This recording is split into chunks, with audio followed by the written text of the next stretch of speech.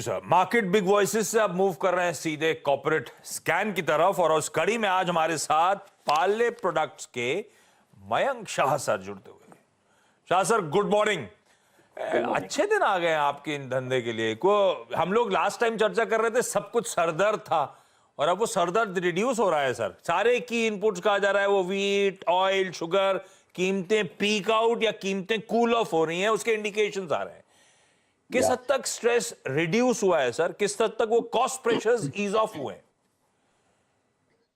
So I think stress काफी कम हो गया है। जो पीक लेवल्स थे वहां से we have seen prices going down and they are currently almost about 15-20% lower. 15 से 20% जितना प्राइसेस कम हुए हैं पीक लेवल से। सो एक अच्छा रेस्पाइट मिला है एफएमसीजी कंपनीज को, स्पेशली जो की इनपुट्स है, पाम जैसे हो गया, उसके बाद व्हीट फ्लावर हो गया और शुगर, ये तीन जो की इनपुट्स है तकरीबन 15 से 20% जितना फ्रॉम द पीक लेवल्स कम हुए। सो अगर हम आगे देखें going forward, we can expect prices to stabilise. जो एमआरपीज है या जो सेलिंग प्राइसेस है एफएमसीजी प्रोडक्ट्स की, उसमें आगे नेक्स्ट क्वार्टर या 2 क्वार्टर के लिए we may not see any price hikes. और अगर prices further down गए इनसे, तो I think there may be some respite in terms of weight correction or something like that as well. So maybe थोड़े promotions और वो करके consumers को pass on हो. But as we speak right now, at the current levels we see prices to be stable. तो दो चीजें हुई थी जो हम लोग एक तो लास्ट टाइम चर्चा भी कर रहे थे मयंक सर। एक तो प्राइस इंक्रीजेस, दूसरा श्रिंकफ्लेशन, वो वेटेजेस, जो ग्रामेज रिड्यूस करने की बात। अब आप कह रहे हो अगले कुछ क्वार्टर्स या कुछ महीनों तक अगर प्राइसेस स्टेबलाइज या रिड्यूस होते हैं तो बेनिफिट्स पास ऑन करे जाएंगे। एक बार बढ़ी हुई कीमतें आप लोग वापस रीइंस्टेट करते हो क्या? और एक बार रिड्यूस करे हुए ग्रामेज, क्योंकि हमें आदत पड़ जाती है धीरे से, अब वो आप लोग ग्रामेज वापस बढ़ाते हो क्या?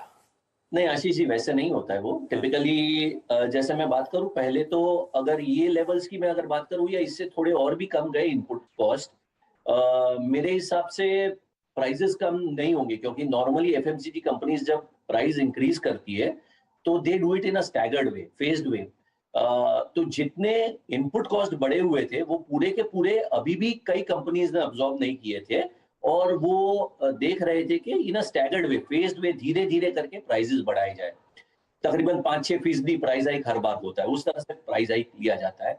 अभी भी कुछ प्राइस हाइक्स प्लान थे जो अब नहीं होंगे, because we have seen prices peaking out and going down. So from peak levels, उनके peak level से 15 से 20% जैसे मैंने बताया कम हुए हैं। तो आगे प्राइस हाइक्स नहीं होंगे, वो एक अश्योरेंस है। However, एक चीज और जो आप बता रहे थे कि कैसे होता है, वो normally companies pass back by promotions. Promotions इस तरह से होते हैं, या तो आप बड़े पैक्स होते तो उसमें आप कुछ प्राइस ऑफ दे देते हो, छोटे पैक्स होते तो आप कुछ एक्स्ट्रा दे देते हो। जैसे अगर 70-80 ग्राम का पैक हो गया तो आप 20-30 ग्राम एक्स्ट्रा दे देंगे, 10-15% एक्स्ट्रा दे देंगे। इस तरह से वो पास बैक किया जाता है कंज्यूमर को, प्राइस चेंज नहीं की जाती है उसके अंदर। जी, मतलब आप यकीन मानिए मयंक जी, जो आशीष ने प्रश्न पूछा ना ग्रामेज वाला, मैं भी एग्जैक्टली वही पूछने वाला था। लेकिन आशीष देख रहे हैं आप, मयंक जी ने कहा है कि वो 10 ग्राम 20 ग्राम फिर वापस मिलेगा, लेकिन इस बार आएगा फ्री के तौर पे। अपना माल एक बार फिर 20% एक्स्ट्रा लौटेगा। हाँ, 20% एक्स्ट्रा। खैर कोई बात नहीं मयंक जी, लेकिन अब ये पूछते हैं आपसे कि अगर ये प्राइस हाइक्स नहीं होंगे या फिर पिछले 1-2-3 महीने में ये वॉल्यूम्स किस प्रकार के रहे हैं, एंड स्पेशली मेट्रोज में या फिर टियर 2 टियर 3 शहरों में या फिर रूरल इंडिया में, इस वक्त आप वॉल्यूम्स किस प्रकार के जनरेट कर पा रहे हैं? डिमांड कहाँ पे ज्यादा अच्छी लौट रही है? वॉल्यूम्स में थोड़ा इम्पैक्ट आया था, because there were significant increase in prices में अगर मैं पिछले 1 साल में देखूं तो तकरीबन 10 से 15% इंक्रीज हुए थे प्राइसेस। तो उसकी वजह से वॉल्यूम्स पे थोड़ा इम्पैक्ट आया था। जो ग्रोथ पिछले साल तकरीबन 10 से 12% था, वो कम होके तकरीबन 4 या 5% हो गया था। पर एक अच्छी बात जो हमने देखी है पिछले क्वार्टर में, I am talking about April में जून में we have seen a strong revival in rural demand.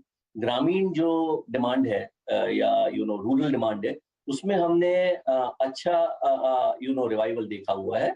And there are two reasons behind it. The two reasons behind improvement in rural demand या ग्रामीण demand के बढ़ने के जो दो प्रमुख कारण है, वो उसमें से एक है वो नॉर्मल मॉनसून्स का एक्सपेक्टेशन है. और हमने देखा कि तकरीबन 5 या 6 दिन पहले ही almost 100% coverage of monsoon across India हो गया है. So the expectation of good monsoon is one thing.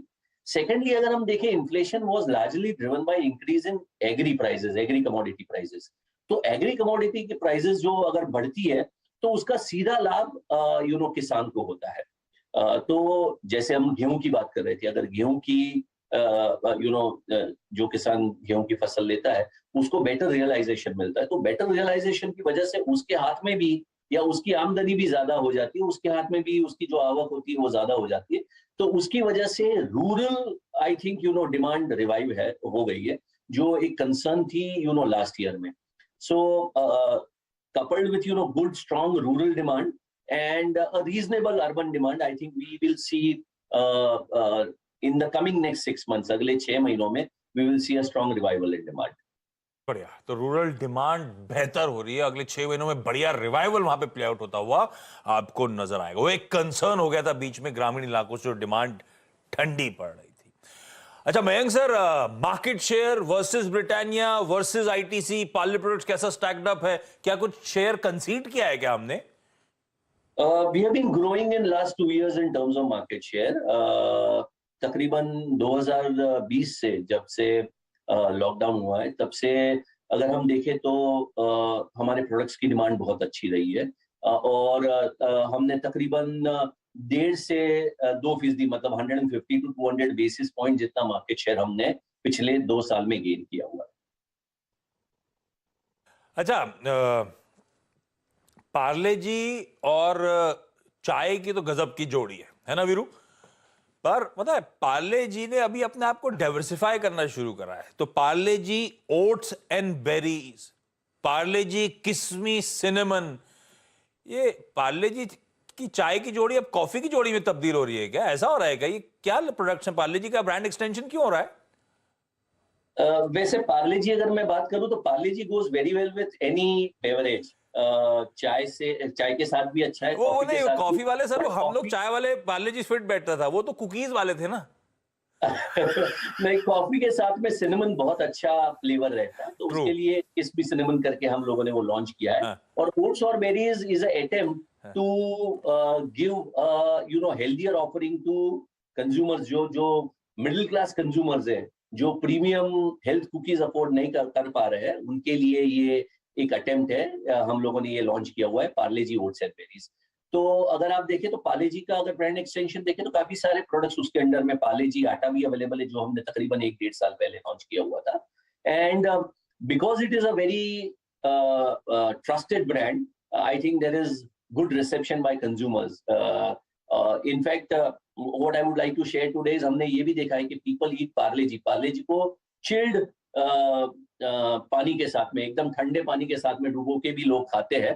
And that also tastes amazing. So there are various ways people consume Parle Ji, and coffee is no exception. So we said कि cinnamon जो coffee के साथ बहुत complementing flavor होता है, वो भी हमें launch करना चाहिए. And we have received good response, initial response in the market.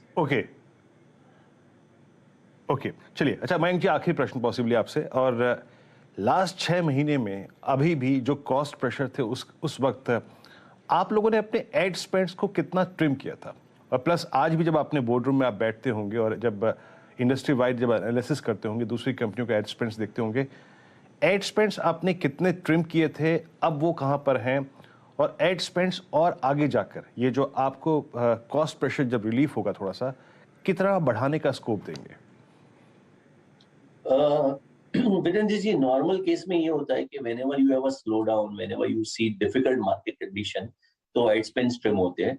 But if you consider पिछला जो 1-1.5 साल की अगर मैं बात करूं, तो that is not been the case. I think तकरीबन जितनी भी बड़ी कंपनीज हैं उन्होंने इस बार वैसा नहीं किया है. एंड द एक्सपेक्टेशन वाज कि कोविड के बाद जो रिवाइवल हो रहा है उसके अंदर हम कहीं पीछे न रह जाए, क्योंकि एवरीबडी वांटेड कि कोविड के बाद जो रिवाइवल हो रहा है उसपे एटलीस्ट पुराने वॉल्यूम्स उनके जो है वो समहाउ अचीव किए जाए, और उसकी वजह से I think most FMCG companies ने एड स्पेंड ट्रिम नहीं किए थे, वी वर नो एक्सेप्शन।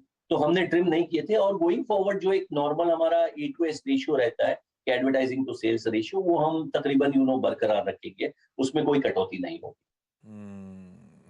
नहीं, ये वीरू हमारे आउटलुक को लेकर भी चिंतित थे ना। आपके add spends. Mayank sir, thank you so much जुड़ने के लिए। तो भैया प्रेशर्स ईज ऑफ हो रहे हैं, उसका फायदा, और हो सकता है अगर ये थोड़ा सस्टेन करें लोअर लेवल्स पे कमोडिटी